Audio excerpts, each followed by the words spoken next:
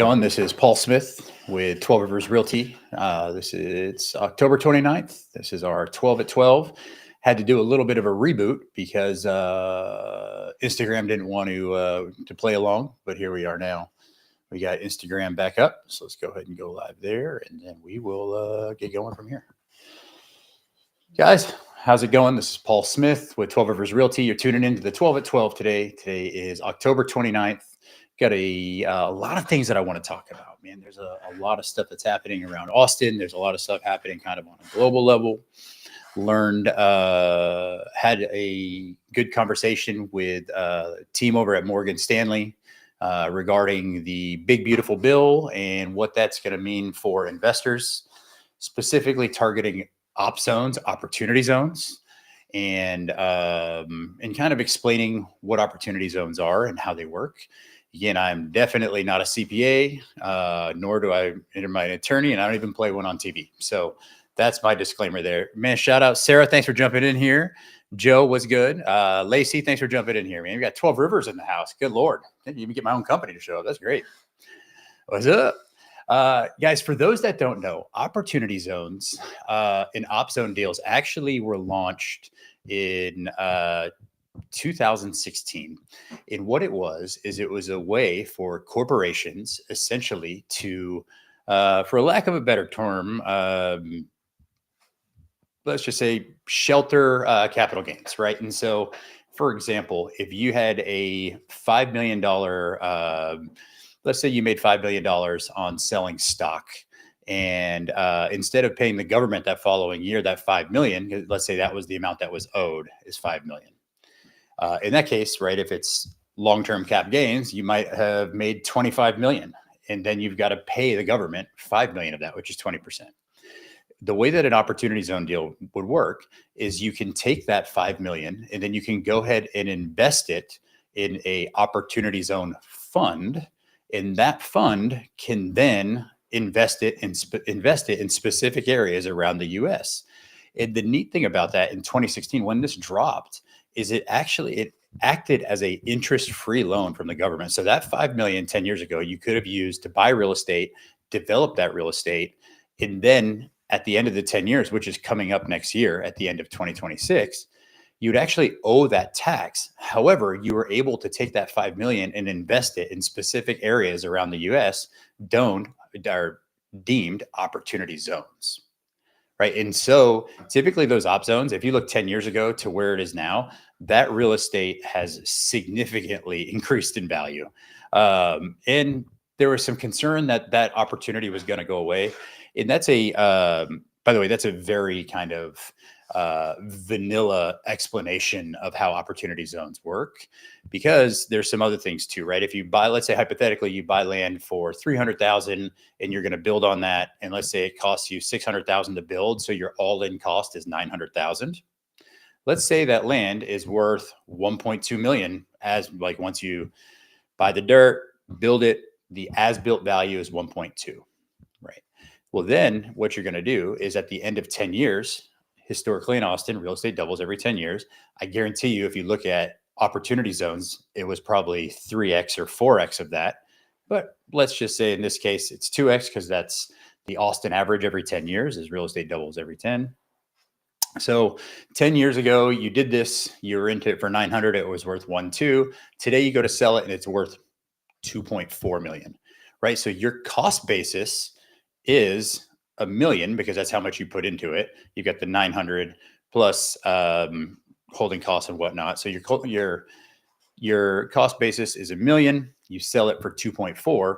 Your gain at that point from 1 million to 2.4 is 1.4 million. Well, guess what? If you make 1.4 million, you have to go ahead and pay taxes. Again, long-term capital gains tax at 20%. Right. So you'd have to pay 240,000 of that gain in taxes. Plus, while you've got that real estate as you're holding it, you're taking depreciation and other deductions. The cool thing about investing in an opportunity zone is that your cost basis when you go to sell 10 years at that time, and in this case, some that invested after that, it's not a 10-year hold. It had a date of April, of December 26, essentially. So at that point, there your cost basis goes up to 2.4 million. So now you don't owe any taxes, and you don't have to repay the capture for depreciation as well. And so it's an amazing tax benefit. I would say it's significantly better than the 1031 exchange because you can do anything. If you had a few $1 million in Google stock that you wanted to go ahead and put into real estate, this is a great way to do that. Now, let me tell you how this relates to the big beautiful bill, and what a lot of people don't understand about this because I had to sit on a call with 6 people from Morgan Stanley, of which was specifically an attorney that specializes in opportunity zones for family funds. So I was just stoked to be on this call. And with the big beautiful bill, essentially what's going to happen is every 10 years, essentially, this will reset, but governors from each state will have to designate specific areas. So this will have to be done by July 1st of 2026. And you'll be able to invest in these areas as of January 1st of 2027. So then you'll have 10 years from there to basically take any gain and put that into an opportunity zone as an interest-free loan from the government. Now, there's a whole lot of other shit that you have to do kind of between step one and step 10 to get there. However, having a team that understands what they're doing is pretty important as far as that goes. But there's no other code within the tax code that allows you to accept a gain and not pay tax on it. Even with a 1031, right? It's called defer till you drop, right? And every time you sell a property, you need to buy a property that is at least at that or greater value. And you continue to do that, and you continue that. And that's a great way to increase your family's net worth and really kind of your legacy. This is a even kind of better way to then go ahead and wipe that tax out. Again, I'm not a CPA, but that is how I understand it. Happy to discuss with your CPA as well, because a lot of CPAs don't even understand this at this point. But there are a couple other really cool things that are in place within this.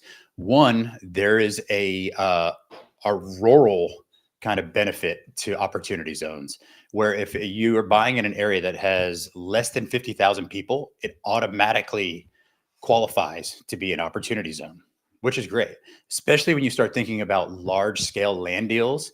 Maybe if you're thinking about data centers, things like that, you can see where this is going already, right? You can see why this is in there. The other thing that's really dope is that if you buy this, develop it for manufacturing, you can depreciate 100% of the asset in year one. So hypothetically, in this world, we build a $5 million asset and we're able to depreciate the whole thing in year one. Guess what? If you hold it for 10 years, you don't have to pay that depreciation recapture back.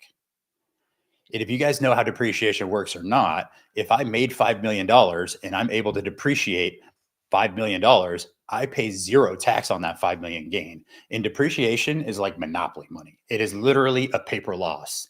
And by the way, that's how the game is played, right? That's how you can actually make money and then write off by using either paper losses or, harvesting losses or whatnot. But that's something that really, I was like, dude, that is a game changer right there, to be able to depreciate the asset in the structure. You can't depreciate the land, but you depreciate the structure 100% in year one if you specifically build it for manufacturing. Well, guess what? Who does that benefit? Who's looking to do manufacturing here right now? Well, Tesla for sure, right? A lot of these companies that are your Fireflies of the world, basically every car company.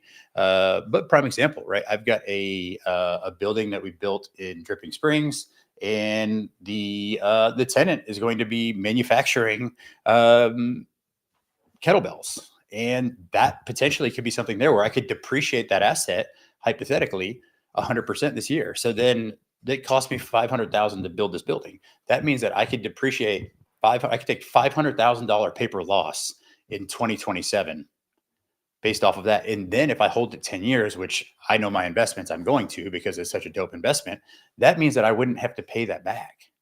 That's brilliant, right? Because if you've got, depending on which tax bracket you're in, if you're able to wipe out 500,000 in income, that's great. So that's just something that I learned this week that I thought is really interesting to pass along. It's something that's at a very, very high level of real estate that most people, they don't have that type of a gain. The nice thing though is it doesn't have to be real estate to real estate like a 1031. It could literally be stocks sold with a gain that can then be put into an opportunity zone. You can also look at opportunity zone funds. You can look at different investment vehicles that go along with that. Typically, though, most op zone deals have been stepped on a couple times. They've been sold and retraded and retraded. The nice thing is that all my stuff is at ground zero. I'm finding the dirt, and a lot of times I'm also the builder or helping with the builder. So just a thought there. If you guys have any sort of a large gain, or if you just sold a company and you're looking at doing some sort of a deal where you'd want to, instead of paying the government the gain, you can actually go ahead and roll that into real estate.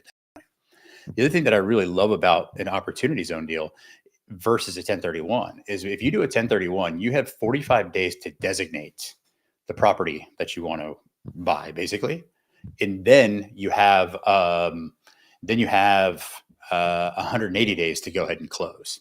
And so that is that's a big difference, because with an opportunity zone deal, um, uh,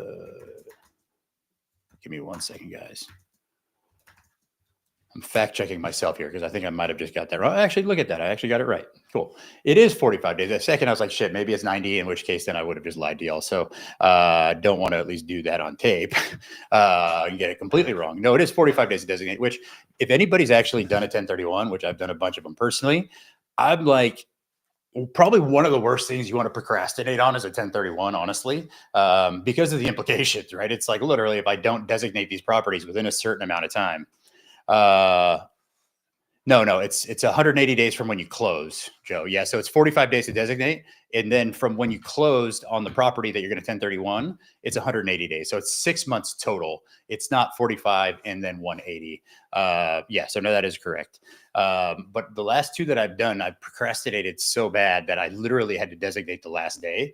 Thankfully, those things still worked out for me.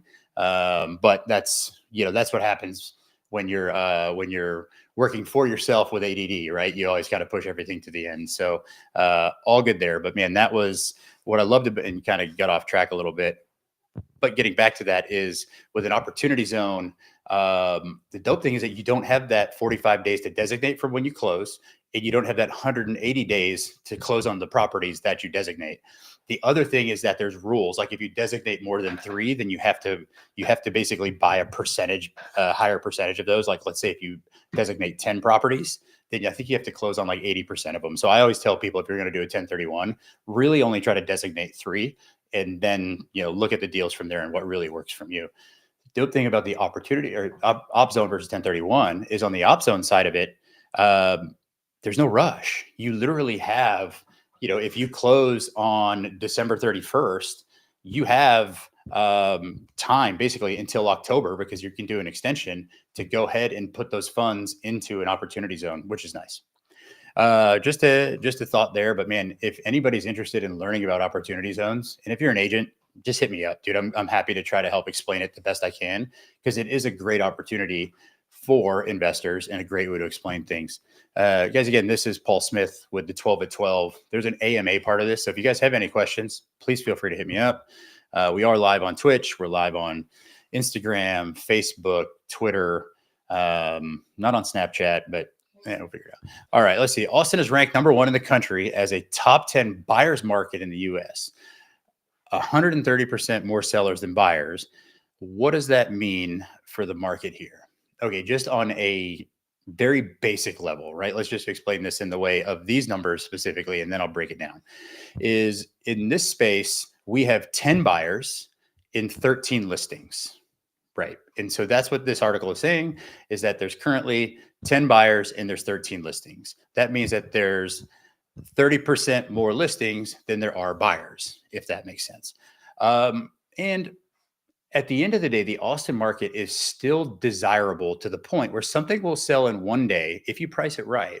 And so I think a big part of this, and this is what I definitely stress to our agents, but I stress this and implore this to all agents, is one, be strong enough in your conviction and pricing that you convey that to your client in a way in which where you don't overprice a listing. Look, price is predicated by demand at the end of the day, right? And so if prices were down 10%, I guarantee you there'd be more buyers in the market, right? And so that's just a matter of understanding how to price real estate. And I think that's probably more important than anything, actually. Pricing real estate doesn't matter if you're the dopest marketer in the world. I can't, buyers right now are extremely educated because the urgency that they have is significantly less than it was in past years, especially when they see articles like this. And so that's why you really need to understand how to price property. By the way, guys, the last 3 listings that I put on sold in the first week. Why is that? Well, it helps that I own them. And also, it helps that I'm not lying to myself about the market. I know what the value is, and I want to sell it at that price point. That way, because there's other things more than, in my mind, obviously sales price is the most important thing, but there's other things when selling a home as the seller and or the listing agent. And a good part of that comes as leverage as well, right? If you understand that. So we're talking about, let's say let's talk a tale about 2 different sellers, right? One seller I have a conversation with, I designate where the market is. We've got all this news coming out that there's 3 more listings than there are buyers. If you've got, basically 130% more sellers than there are buyers. And so knowing that, when comping a home, I would look at it and say, okay, if I think the value is X, seller, we need to be here to sell the property.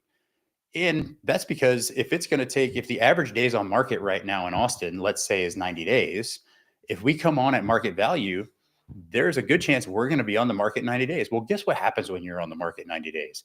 You get one buyer. That buyer then holds all the leverage, and chances are they're not going to come in at full price. And for us to really find that buyer, we're going to have to potentially bring down the price to get to where the market is.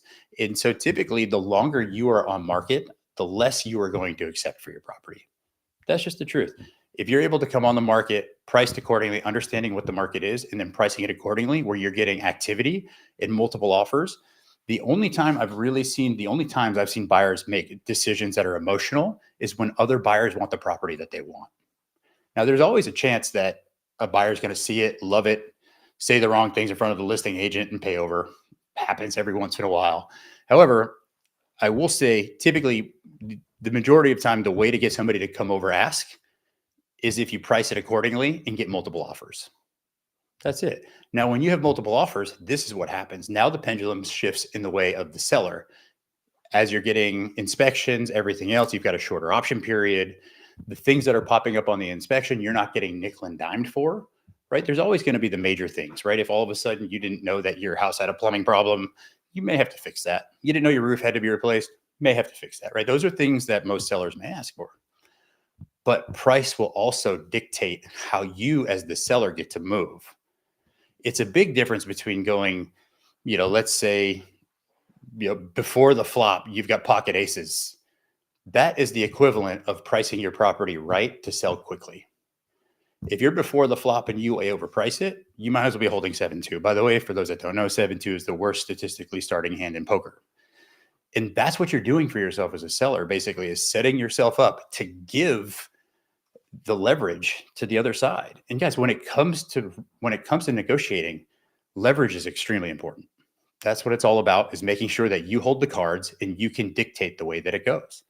How do I know that? I've personally sold probably over 750 properties, and this isn't like a team. This is me. Like, I've actually done that. So I think that that's understanding that, is to say that leverage is really important, and understanding how you price a property is really important, because the market itself is the market. And with that stat coming out saying that there's 130% more sellers than there are buyers, I think it's important to really try to price a property, because if it sits long, I think you're going to potentially be accepting less. And then all of a sudden that buyer is going to be able to kind of push everything around, or push you around, which then means that you might take less for the property, which is never great. Let's see. Looking here, guys, again, this is Paul Smith with the 12 at 12. And so let's see, there was an article that just came out in the Statesman that says Austin housing market posts strongest sales growth of 2025 in September. That tracks. I mean, it definitely makes sense. And I think one of the reasons for that is interest rates, right? If you think about it, in September, Powell dropped rates and kind of everything was priced the way they thought it was going to be. And at that point, we had 29% bump in mortgage applications, which, again, that makes sense. Like everything happens in real estate over the course of 30 years or 30 years, yes, but also 30 days. So if you put something under contract, hypothetically, it's going to close 30 days from then. And so that's typically the same case there, where then when rates dropped, you saw a spike in applications, and at the same time, that meant that you had more closings. So that definitely tracks to me. Interesting though is that you've got those two kind of competing statements. One, that there's 130% more sellers than there are buyers, while also saying that Austin housing market posts strongest sales growth of 2025 in September. So the cool thing is that those things can both be true at the end of the day. But I do think that pricing real estate is one of the most important things that you can do, and definitely do yourself a service by making sure that you price the property accordingly, as you don't want to necessarily be in a situation where the buyer has all the has all the leverage. Oh, let's see here. So looking at ABJ, San Marcos, the second largest city between Austin and San Antonio, is primed for more growth. Yeah, I mean, it makes sense. Look at all the stuff that's happening in between Austin and San Antonio, right? You've got we talked about it last week, but the potential of the ASA rail. You've got Texas State there, right? So you're going to have growth as far as that goes. Also, you have 40% of Austin's employment lives in North San Antonio, because it's so much rent, or so much cheaper to rent in San Antonio than it is in Austin. And so it's pretty easy for you to kind of get back and forth as far as that goes. So all of those cities up along 35 are going to pop off. I 100% agree with that. A couple predictions will be one, if we end up getting an MLB team, it'll be interesting to see if that ends up in Buda Kyle area, which I think would be dope. I don't see it ever happening in Austin because UT is pretty good at kind of putting the kibosh on anything professional sports related. And then the other thing would be interesting is long term is, does Austin get a DFW style airport like the one in DFW, right? The one that's in Grapevine, and that airport has really helped explode Grapevine as a city. And if that is the case, there's enough land to do it in an area like a San Marcos, like a Kyle, like a Buda, kind of in that area, where then you would have two large cities in that, like, say 2 to 2.5 million MSA each, feeding into that. I could totally see that happening. We'll see. Guys, that's all my time today. Again, this is Paul Smith with the 12 at 12. Please feel free to hit me up if you have any questions. Y'all be good. Peace.